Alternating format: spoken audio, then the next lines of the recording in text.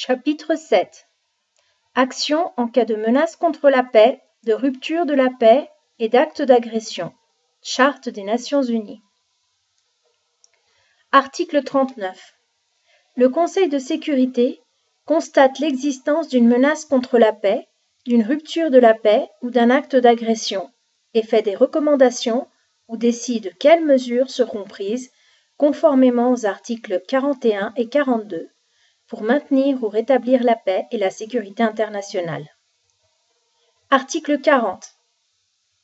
Afin d'empêcher la situation de s'aggraver, le Conseil de sécurité, avant de faire les recommandations, de décider des mesures à prendre conformément à l'article 39, peut inviter les parties intéressées à se conformer aux mesures provisoires qu'il juge nécessaires ou souhaitables.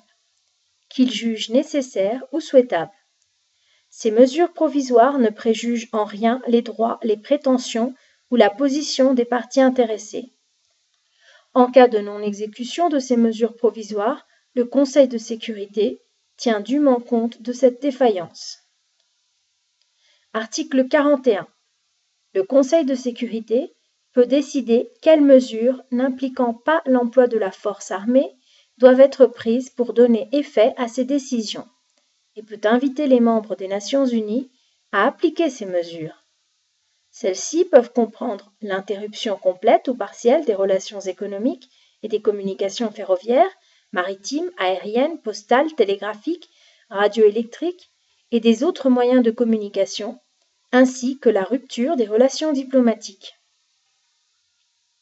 Article 42. Si le Conseil de sécurité estime que les mesures prévues à l'article 41 seraient inadéquates ou qu'elles se sont révélées telles, il peut entreprendre au moyen de forces aériennes, navales ou terrestres toute action qu'il juge nécessaire au maintien ou au rétablissement de la paix et de la sécurité internationale. Cette action peut comprendre des démonstrations, des mesures de blocus et d'autres opérations exécutées par des forces aériennes, navales ou terrestres de membres des Nations Unies. Article 43. 1. Tous les membres des Nations Unies, afin de contribuer au maintien de la paix et de la sécurité internationale, s'engagent à mettre à la disposition du Conseil de sécurité, sur son invitation et conformément à un accord spécial ou à des accords spéciaux, les forces armées, l'assistance et les facilités, y compris le droit de passage nécessaire au maintien de la paix et de la sécurité internationale. Article 43. 2. L'accord ou les accords susvisés fixeront les effectifs et la nature de ces forces, leur degré de préparation et le remplacement général, ainsi que la nature des facilités et de l'assistance à fournir. Article 42. 3. L'accord ou les accords seront négociés aussitôt que possible sur l'initiative du Conseil de sécurité.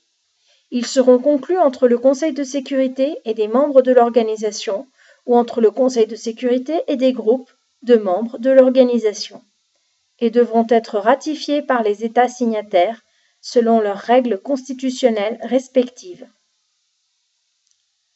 Article 44. Lorsque le Conseil de sécurité a décidé de recourir à la force, il doit, avant d'inviter un membre non représenté au Conseil à fournir des forces armées en exécution des obligations contractées en vertu de l'article 43, convier le dit membre, si celui-ci le désire, à participer aux décisions du Conseil de sécurité touchant l'emploi de contingents des forces armées de ce membre. Article 45. Afin de permettre à l'organisation de prendre d'urgence des mesures d'ordre militaire, des membres des Nations Unies maintiendront des contingents nationaux de forces aériennes immédiatement utilisables en vue de l'exécution combinée d'une action coercitive internationale. Dans les limites prévues par l'accord spécial ou les accords spéciaux mentionnés à l'article 43, le Conseil de sécurité, avec l'aide du comité d'état-major, fixe l'importance et le degré de préparation de ces contingents et établit des plans prévoyant leur action combinée. Article 46. Les plans pour l'emploi de la force armée sont établis par le Conseil de sécurité avec l'aide du comité d'état-major. Article 47. 1. Il est établi un comité d'état-major chargé de conseiller et d'assister le Conseil de sécurité pour tout ce qui concerne les moyens d'ordre militaire nécessaires au Conseil pour maintenir la paix et la sécurité internationale, l'emploi et le commandement des forces mises à sa disposition, la réglementation des armements et le désarmement éventuel. Article 47. 2.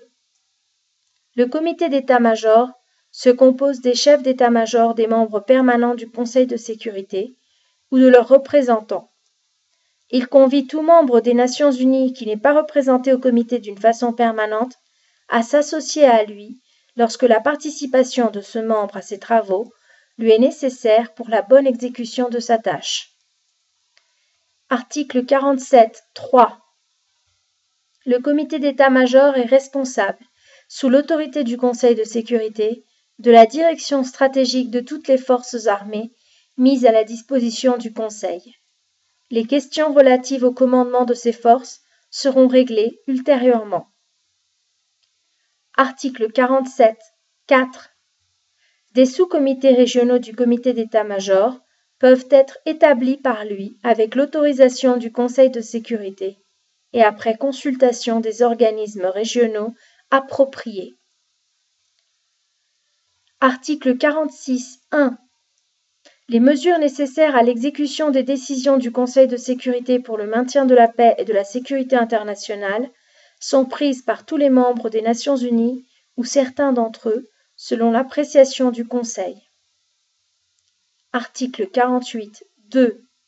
Ces décisions sont exécutées par les membres des Nations unies directement et grâce à leur action dans des organismes internationaux appropriés dont ils font partie. Article 48. 2. Ces décisions sont exécutées par les membres des Nations unies directement et grâce à leur action dans les organismes internationaux appropriés dont ils font partie. Article 49. Les membres des Nations unies s'associent pour se prêter mutuellement assistance dans l'exécution des mesures arrêtées par le Conseil de sécurité. Article 50. Si un État est l'objet de mesures préventives ou coercitives prises par le Conseil de sécurité, tout autre État, qu'il soit ou non membre des Nations unies, s'il se trouve en présence de difficultés économiques particulières dues à l'exécution des dites mesures, a le droit de consulter le Conseil de sécurité au sujet de la solution de ces difficultés. Article 51. Aucune disposition de la présente charte ne porte atteinte au droit naturel de légitime défense individuelle ou collective dans le cas où un membre des Nations unies est l'objet d'une agression armée, jusqu'à ce que le Conseil de sécurité ait pris les mesures nécessaires pour maintenir la paix et la sécurité internationale. Les mesures prises par des membres dans l'exercice de ce droit de légitime défense sont immédiatement portées à la connaissance du Conseil de sécurité et n'affectent en rien le pouvoir et le devoir qu'a le Conseil de sécurité, en vertu de la présente charte, d'agir à tout moment de la manière qu'il juge nécessaire pour maintenir ou rétablir la paix et la sécurité internationale.